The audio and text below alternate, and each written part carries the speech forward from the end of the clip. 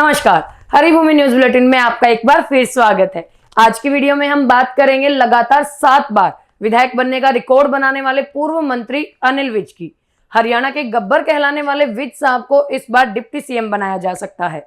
जी हाँ, अंबाला कैंट से हर बार चुनाव जीतने का रिकॉर्ड बनाने वाले अनिल विज काफी समय से मुख्यमंत्री बनने का सपना देख रहे हैं।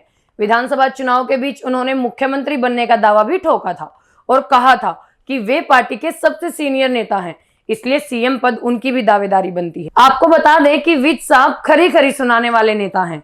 जब वे सुनाने को आते हैं तो अपनी सरकार को भी सुनाने से गुरेज नहीं करते। प्रदेश में जब मनोहर लाल को हटाकर नायब सैनी को सीएम बनाया गया तो विज साहब का मंत्री पद छीनकर उन्हें विरोधियों ने घर पर बैठाया था। तब से वे आक्रामक मूड में नजर आ रहे हैं।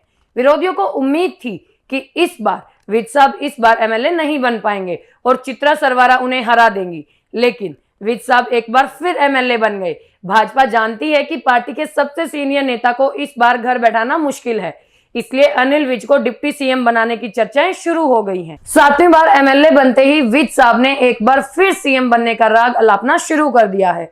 मुख्यमंत्री नायब सैनी भी जानते हैं कि विज साहब को यदि सीनियर पोस्ट न दी गई तो वे 5 साल तक पार्टी को परेशान करते रहेंगे। अब बात करेंगे भाजपा के वरिष्ठ नेता कुलदीप बिश्नोई की।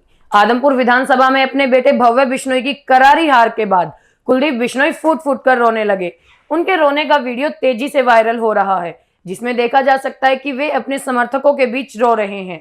अपने गढ़ में हार के बाद कुलदीप बिश्नोई को जबरदस्त सदमा लगा है। आपको बता दें कि हरियाणा विधानसभा चुनाव में सबसे बड़ा उलटफेर आदमपुर विधानसभा सीट पर हुआ है। पिछले 56 वर्षों से हरियाणा के पूर्व सीएम भजनलाल के इस गढ़ को इस बार कांग्रेस के प्रत्याशी चंद्र प्रकाश ने ढा दिया है। भजनलाल के पोते और भाजपा प्रत्याशी भव्य बिश्नोई इस बार अपने परिवार की पैतृक सीट नहीं बचा पाए और कड़े मुकाबले में चंद्र प्रकाश से हार गए। पिछले 56 वर्षों से इस सीट पर भजनलाल परिवार का दबदबा था। आदमपुर सीट पर सिर्फ भजनलाल ही नहीं बल्कि उनकी पत्नी, बेटे, बहू और पोता भी जीतकर विधायक बन चुके हैं।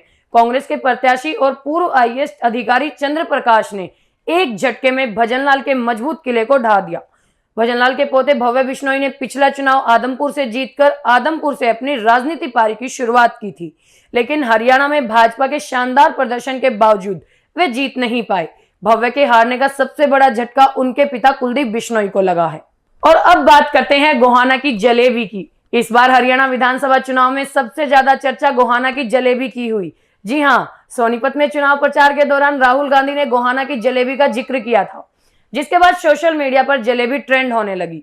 विधानसभा चुनाव जीतने के बाद भाजपा कार्यकर्ताओं ने लड्डू की जगह जलेबी खाकर और बनाकर जीत का जश्न मनाया। इतना ही नहीं, हरियाणा बीजेपी ने राहुल गांधी को 1 किलो जलेबी भी भिजवाई है। जलेबी भिजवाने के बाद बीजेपी ने ऑनलाइन ऑर्डर की स्लिप बकायदा सोशल हैंडल एक्स पर पोस्ट की है। बीजेपी की तरफ से डाली गई पोस्ट में लिखा गया है कि पार्टी के सभी कार्यकर्ताओं की ओर से राहुल गांधी के लिए उनके घर पर बीकानेर वाला की 1 किलो जलेबी भिजवा दी गई है। मुख्यमंत्री नायब सिंह सैनी का एक वीडियो भी वायरल हो रहा है, जिसमें वे पत्रकारों से कह रहे हैं कि इस बार सबको गोहाना की जलेबी जरूर भिजवाएंगे। और अब बात कर लेते हैं ईवीएम की। चुनाव आते ही ईवीएम की चर्चा न हो ऐसा तो हो ही नहीं सकता। हरियाणा में विधानसभा का चमत्कारी परिणाम आने के बाद भाजपा और कांग्रेस वालों के साथ जनता भी हैरान परेशान है। कांग्रेस ईवीएम से खटाखट आने वाले रिजल्ट को पचा नहीं पा रही है। भूपेंद्र सिंह हुड्डा का कहना है कि ऐसे रिजल्ट का अंदाजा तो भाजपा ने भी नहीं लगाया था, इसीलिए कहीं तो गड़बड़ हुई है। हरियाणा में आए एक तरफा चुनाव परिणाम ने कांग्रेस हाईकमान के कान भी खड़े कर दिए हैं। कांग्रेस की हार पर राहुल गांधी ने कहा, हम हरियाणा के अप्रत्याशित नतीजे का विश्लेषण कर रहे हैं। अनेक विधानसभा क्षेत्रों से आ रही शिकायतों से चुनाव आयोग को अवगत कराएंगे।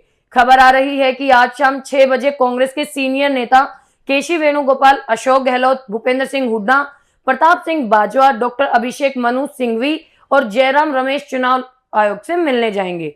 उधर ईवीएम की बात करने के बजाय कुछ कांग्रेस नेता पार्टी की हार के लिए भूपेंद्र सिंह हुड्डा को जिम्मेदार बताने में लगे हुए हैं। कुमारी शैलजा के गुट के नेता और पूर्व विधायक शमशेर सिंह ने आज कहा कि भूपेंद्र सिंह हुड्डा का नाम लिए बिना कहा कि कभी भी एक बिरादरी से सरकार नहीं बनती, सभी को साथ लेकर चलना होता है। हरियाणा कांग्रेस में बदलाव की जरूरत है। गोगी ने यह भी कहा कि अगर शीर्ष नेतृत्व ने बैठक बुलाई तो वहां पर सब बातों को प्रमुखता से रखा जाएगा। और अब अंत में खबर थाली का बैंगन कहलाने वाले निर्दलीय विधायकों की। चुनाव जीतने के बाद हरियाणा के 3 निर्दलीय विधायकों ने सरकार बनाने जा रही बीजेपी को खुला समर्थन दे दिया है। गन्नौर से देवेंद्र काद्यान और बहादुरगढ़ से राजेश जून के बाद हिसार से सावित्री जिंदल ने भी पाला बदल लिया है। सावित्री जिंदल ने आज दिल्ली जाकर हरियाणा चुनाव प्रभारी धर्मेंद्र प्रधान, सह प्रभारी विप्लव देव और प्रदेश अध्यक्ष मोहनलाल बड़ौली से मुलाकात की।